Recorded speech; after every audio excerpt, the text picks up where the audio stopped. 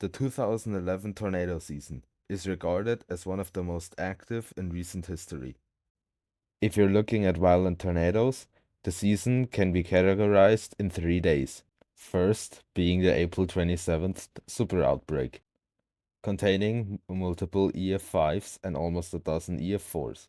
Second being May 22nd, containing the Joplin EF-5, the costliest and seventh deadliest tornado ever.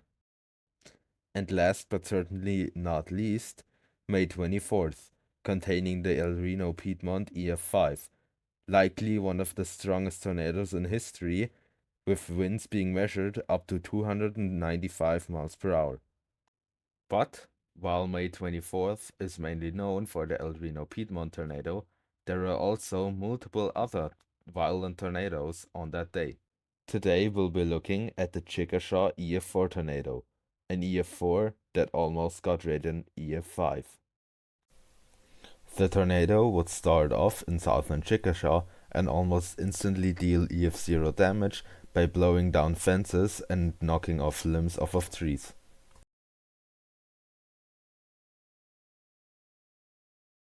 It would then cross I-44 and strengthen to EF1 and quickly also to EF2.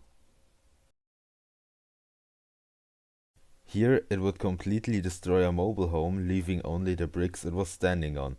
This home would get rated 135 miles per hour, EF2, which is just shy of an EF3 rating. Here it would hit a car wash, lifting up its entire roof structure, getting rated 125 miles per hour, EF2. The tornado is now going to tear through another neighborhood, containing multiple apartment complexes, which the strongest one is going to get hit by 125 miles per hour winds. A store would also have its eastern wall collapsed and a lot of its roof structure severely damaged, likely leading to its closure since they couldn't find anything about it after 2011. Now the tornado would leave Chickasha, luckily having only dealt EF2 damage, but sadly killing one 24-year-old woman who was sheltering in her mobile home. Brandon Crowson has been watching the tornado since it touched down from the east, right next to the town of Tabler.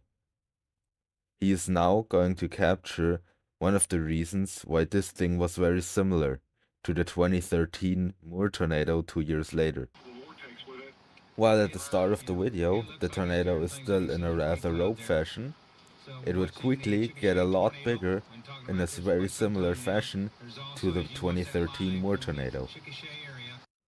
Over the next 2 minutes, the tornado would quickly grow from just under a tenth of a mile to more than a quarter of a mile, tripling in size.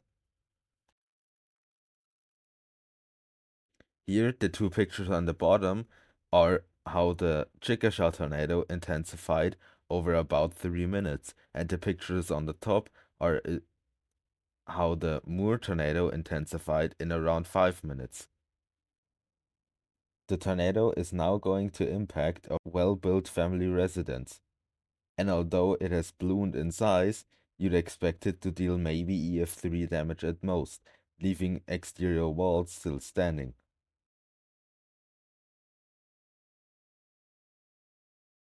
But after the tornado has passed, you can see that the tornado has completely swept away the entire home, getting rated EF4 with 170 mile per hour winds.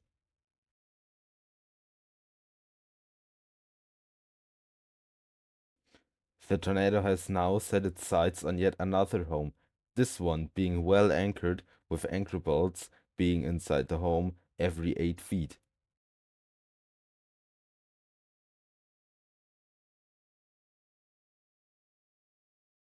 But although this home is very well built, the now over a half a mile wide tornado is going to still completely destroy this home.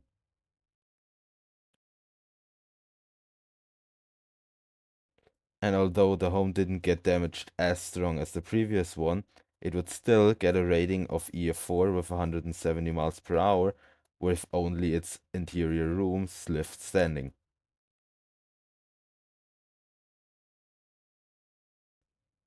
The very sporadic damage patterns are likely also showing that the tornado has very strong subvortices now, as there's sometimes EF1 damage right next to EF3 damage or EF2 damage right next to EF4 damage.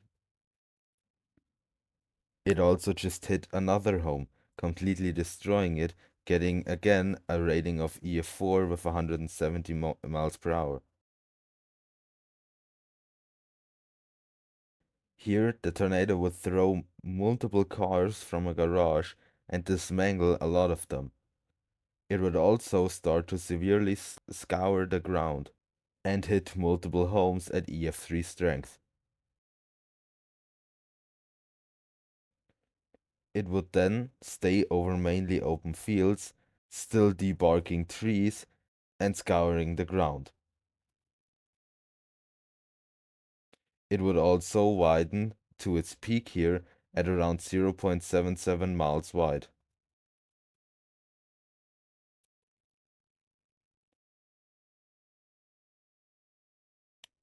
The tornado would then quickly shrinken and weaken again as it would hit some more homes, now at only EF1 strength.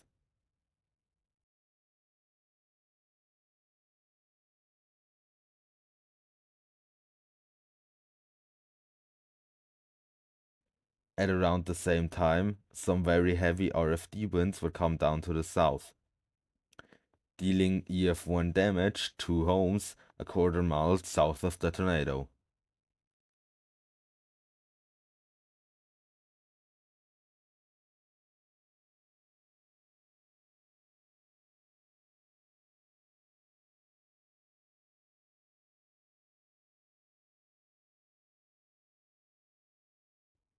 It would then quickly regrow and re-strengthen again as it would hit homes at EF2 strength and debark trees at EF3 strength. Here the tornado would hit some cars again, now showing its true strength. This is one of two pickup frames found. This is a Ford F-150 that has been blown around 200 yards. This could be the body of the frame from the first picture wrapped around a tree. And this is another pickup frame. It's possible that this is the source of body panels found around 250 yards to its east-southeast. After hitting those three cars, the tornado is now beelining straight for three well-built homes. It's here where the tornado would show its true strength. Leveling all of the three homes, we will first look at the weakest one. This home would have its slab completely swept clean, getting rated a EF4 with 180 miles per hour, but already being an EF5 candidate. The next home would have again its entire slab swept clean, getting rated 185 miles per hour, being again an EF5 candidate. This one was a well-built home, with sill plates anchored to the ground. Its south side would also be mud-caked, suggesting that the home was hit by the strong side of the vortex. And the last home would be the best built out of all of them. This brick veneer home wouldn't have its slab swept clean, but still have every wall collapsed, being enough for an EF4 190 mile per hour rating. And although it was again a candidate for EF5, some anchor bolts were missing nuts and some steel plate attachments were using cut nails, likely weakening the home. And although several inches of topsoil were scoured nearby, intense wind furrowing occurred, trees were mown down to stops, and cars were lifted up to 600 yards away, suggesting that the area was EF5. This DI couldn't fully support it, ultimately leaving it with an EF4 rating. The NWS damage survey also said that these trees are plausibly EF5, considering experience with Andover, Kansas and Bridge Creek surveys. The tornado wouldn't only scour the ground here though, also removing a 1.5-inch thick concrete part of a road. Debris would also be slammed so hard into a nearby road that it would create visible gouges. It would then deal one of the most unique DIs I've ever seen, where it would hit a concrete dome home, almost directly. Damage surveyors said themselves that they believe it's the first time a concrete dome home was exactly in the center line of a violent tornado, making for a unique DI. This home would be rated EF4, getting again a wind speed rating of 190 miles per hour. A nearby shallow driveway would also have its concrete ripped out again.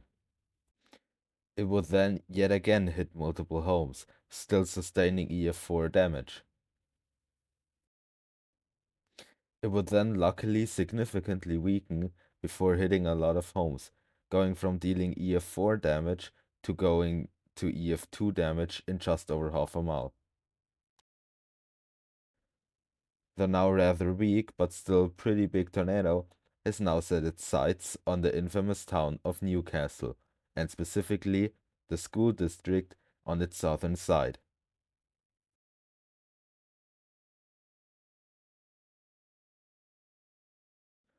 Although unclear why, the tornado would only scrape the school district by significantly turning to the north, but it would still hit multiple homes because of this. It's possible that the turn was caused by occlusion, since the tornado is now getting significantly smaller and still only dealing EF2 damage.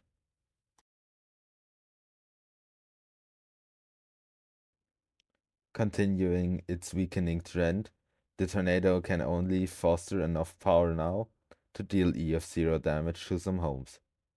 It's also gotten a lot smaller now only being around 250 yards wide.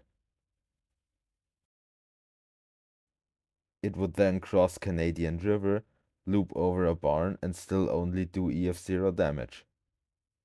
And it would then dissipate just 2 miles west of the beginning of Moore. It would, shortly before dissipating, hit some more trees, breaking off large branches, but this being the end of its reign of terror.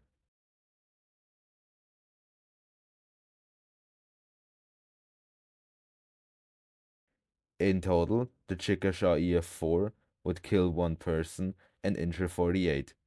It would track for around 33 miles and stay on the ground for just under an hour. Its maximum width would be recorded at around 880 yards or around 0.75 miles wide. While its actual maximum wind speed is very debatable, it's regarded to be around 190 or 200 miles per hour. What isn't really made up for discussion though, is that this tornado could have very easily earned an EF5 rating if it hit any well-built homes. But sadly, this is only a pre-taste to what would occur 2 years later.